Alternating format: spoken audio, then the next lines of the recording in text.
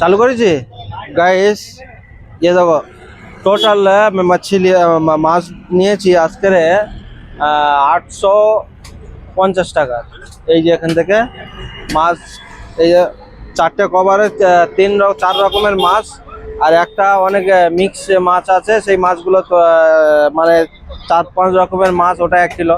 Total 850 টাকা হয়েছে মাছ কিনলাম আজকে রবিবারে। তবে এই মাছটা যদি 850 টাকার মাছ যদি আমি মার্কেট থেকে গিয়ে নিয়ে আসতাম, তো কম্পালসারি এই ঈদের আরও 2 কেজি বেশি হতো।